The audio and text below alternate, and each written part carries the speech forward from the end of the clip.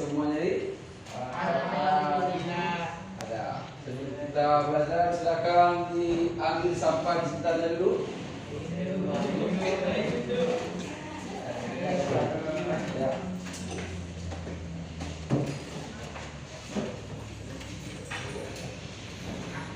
Sudah? Sudah semua? Ya, oke. Kemudian sebelum kita melanjutkan pembelajaran, silakan dipimpin doa dulu oleh Fauzan.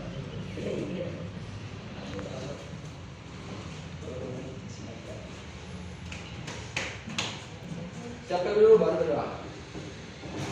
Ya, berat, aman, berat, saya berat. Berdoa. Yes. Berdoanya lagi. Berdoa mulai. Berdoa selesai.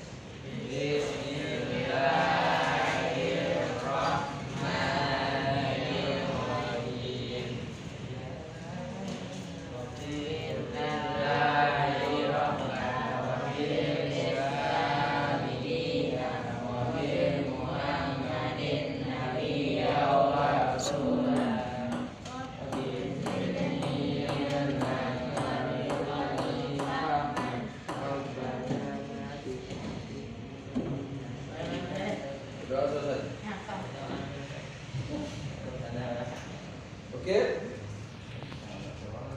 Kemarin kita telah berbicara tentang optimis dan sabar juga dalam surat Az-Zumar ayat 50. Sedangkan pada hari ini kita berbicara tentang optimis dan sabar dalam surat Al-Baqarah ayat 150.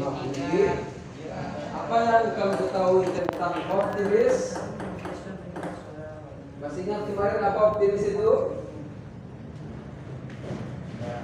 Masih ingat apa optimis? Tidak ingat lagi? Ingat mula-mula. Optimis itu adalah sikap berbaik sangka kepada takdir yang diberikan oleh Allah. Orang yang optimis maka dia akan selalu berusaha dan semangat dan tidak ada kata-kata pantang menyerah dalam menghadapi segala tantangan dalam menempuh masa depan dan cita-citanya. Orang yang optimis dia bukanlah orang yang lemah. Karena Allah juga lebih mencintai orang yang kuat dibanding orang-orang yang lemah. Baik lemah secara akidah, secara iman, secara akhlak, secara ekonomi, secara pengetahuan, dan secara peradaban. Jadi tidak apa-apa, kita harus menjadi orang-orang yang kuat. Jangan menjadi orang yang lemah, karena Allah tidak mencintai orang-orang yang lemah. Baik, sebelum kita lanjut kepada materi, kita akan membacakan bersama-sama surat Al-Baqarah ayat 153 berbicara tentang optimis dan sabar. Kita baca sama-sama, 1, 2, 3. A'udzu billahi minasy syaithanir rajim. Bismillahirrahmanirrahim. Ya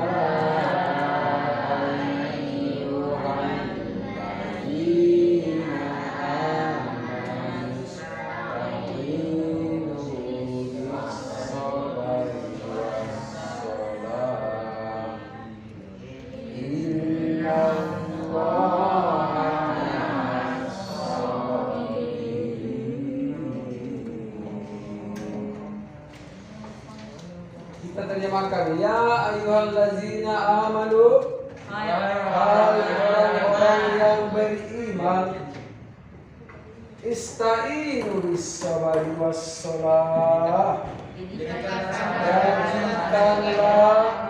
sabar dan sholat sebagai penolongmu.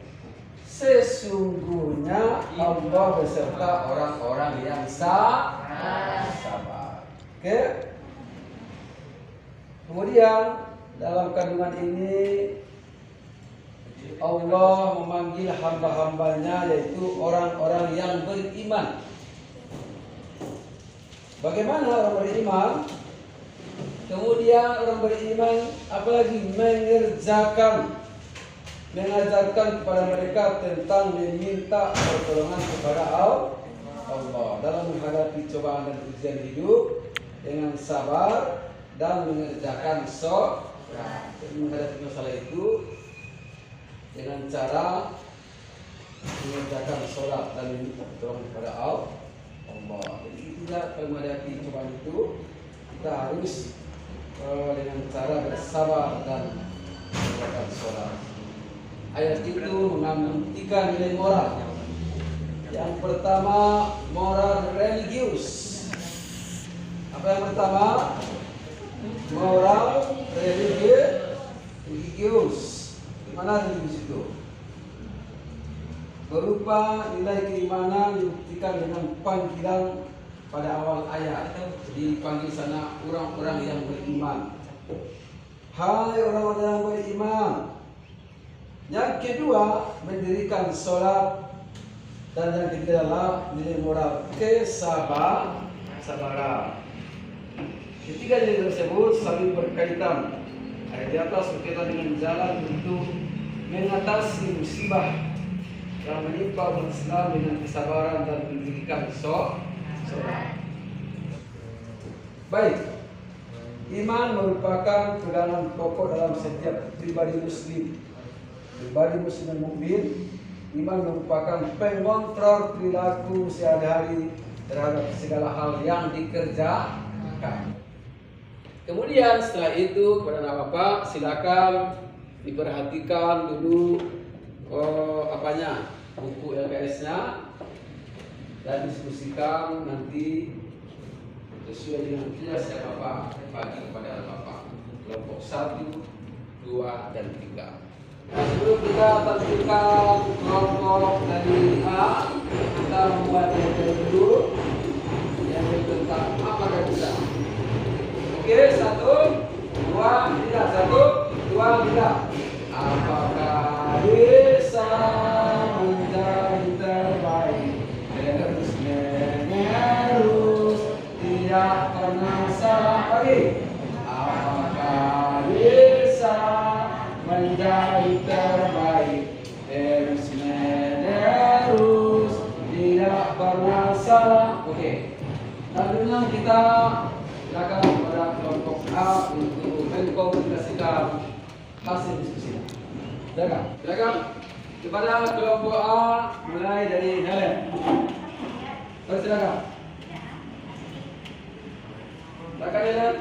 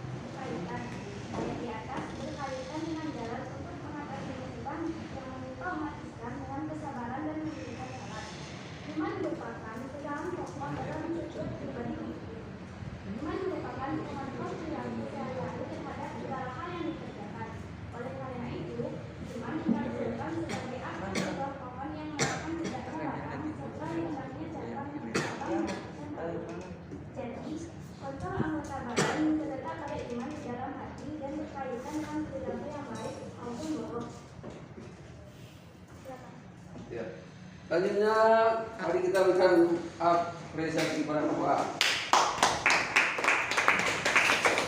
Ya. Selanjutnya kepada kelompok 2. Kita lanjutkan kepada kelompok 2 membacakan kandungan. Di dalam Al-Quran, Allah Subhanahu wa Ta'ala banyak berfirman bahwa iman dan amal soleh merupakan satu kesatuan yang tidak dapat dipisahkan. Allah Subhanahu wa Ta'ala berfirman, A'udzu billahi minasy syaithanir rajim. Bismillahirrahmanirrahim. Illal ladzina amanu wa 'amilus shalihati falahum ajrun ghairu mamnun. Artinya, kecuali orang-orang yang beriman dan mengerjakan amal soleh, maka bagi mereka pahala yang tiada putus-putusnya. Ayat di atas menjelaskan bahwa orang yang mendapat pahala secara terus-menerus adalah orang yang beriman dan beramal soleh. Sabar dan sholat termasuk amal soleh bagi umat Islam. Iman tidak akan sempurna apabila tidak diamalkan dengan perbuatan. Iman tidak hanya cukup dibenarkan dalam hati dan diucapkan dengan lisan, namun juga harus diamalkan dengan perbuatan dalam kehidupan sehari-hari. Sabar adalah mengekang hawa nafsu, mengendalikan diri dan mengendalikan jiwa. Sikap sabar bermakna sabar dalam menaati perintah Allah Subhanahu wa Ta'ala. Sabar dalam menghadapi perkara yang diharapkan Allah Subhanahu wa Ta'ala, dan sabar terhadap takdir yang tidak sesuai dengan keinginan dalam musibah. Imam Al-Ghazali memaknai iman sebagai suatu kondisi mental dalam mengendalikan hawa nafsu dan teguh atas dorongan ajaran Islam. Sunatullah jika Allah Subhanahu wa Ta'ala menciptakan dua hal, susah dan senang, disukai dan dibenci. Seorang mukmin dapat menghadapi kedua hal tersebut dengan sikap syukur dan sabar. Sikap syukur jika mendapat takdir baik, senang dan disukai. Jika takdir yang menimpa adalah yang dibenci, sikap orang mukmin adalah bersabar. Di dalam hadis Nabi Muhammad SAW bersabda, perkara orang mukmin mengagumkan, sesungguhnya semua perihalnya baik dan itu tidak dimiliki seorang pun selain orang mukmin. Bila tertimpa kesenangan, ia bersyukur dan syukur itu baik baginya. Dan bila tertimpa musibah, ia bersabar dan sabar itu baik baginya. Oke, kita kasih aplaus kepada kelompok B. Selanjutnya kita lanjutkan kepada kelompok 3, yaitu menyampaikan juga hasil diskusi dengan kelompok tadi. Keutamaan dan perintah untuk bersabar serta meminta pertolongan kepada Allah dengan bersabar dan melakukan sholat atas segala musibah dan beban yang menimpa. Dalam hadis disebutkan bahwa Nabi Muhammad SAW ketika menghadapi masalah dia segera melakukan sholat. Surat Al-Baqarah ayat 153 memberikan pengajaran moral terhadap setiap mukmin, bahwa setiap mukmin yang beriman kepada Allah akan mengalami ujian yang ditimpakan oleh Allah Subhanahu wa Ta'ala sebetulnya hanya sedikit, karena tidak sebanding dengan ganjaran yang diterima setelah berhasil melalui ujian tersebut. Ujian pada setiap mukmin pada hakikatnya bertujuan untuk memperkukuh keimanan seorang mukmin. Ya, oke. Lagi kita berikan juga artis kita kelompoknya. Terima kasih. Kemudian kita akan melakukan refleksi bahwa dalam kehidupan ini kita tidak hanya dibiarkan oleh Allah begitu saja. Untuk menjadi mukmin yang baik, yang kuat, yang diakui Allah harus berikan ujian. Sebelum ada ujian berarti kita belum begitu berharga di hadapan Allah dan hamba-hamba. Makanya, nah Bapak kalau berikan ujian baik yang senang atau tidak, maka kehidupannya harusnya satu sabar, yang kedua adalah bersyukur. Kemudian senjata kita Yang pertama, ya ayyuhallazina amanu. Amanu adalah keimanan. Apa iman itu? Diakui oleh Allah, diakui oleh hati kita bahwa semuanya yang adalah perintah pemberian dari Allah dan takdir itulah semuanya datang dari Allah. Itu dia. Kemudian watasdiqu bil qalbi, dibenarkan oleh Allah keimanan itu. Apakah keimanan kepada Allah, pada hari akhirat, yaumil akhir, hadal qadar, malaikat, kitab dan semuanya lah diakui oleh hati kita, kemudian dinampakkan dengan ucapan kita, kemudian aplikasikan dengan perbuatan kita. Iman itu ditentukan, akan menentukan apa yang diucapkan, apa yang dilihat, apa yang dengar, apa yang dipikirkan, apa yang dilakukan. Kemudian apabila tidak datang musibah, yang pertama keimanan yang akan kita dahulukan pada diri. Kalau keimanan kita, apapun beratnya masalah, kita akan mengatakan ini dari Engkau ya Allah, maka saya akan menerimanya dengan bagaimana keputusan kamu. Walaupun tidak baik, walaupun yang kurang mengenakan, maka kita tetap menggantungkan kepada Allah. Saya terima Allah dan saya akan sabar. Kemudian kita harus merasa tidak merasa kurang pede bagaimanapun yang diberikan Allah. Kalau hari ini kita otaknya cerdas, orang kita seperti biasa-biasa, kita biasa-biasa aja, tidak terlalu itu pada Allah sangka. Kalau nanti kita juga berhasil, kita tidak sombong. Jangan katakan ini adalah karena usaha, sebab saya akan ini adalah kau yang Allah. Tidak ada yang sombong karena selanjutnya menjabat rasa awal dan mereka.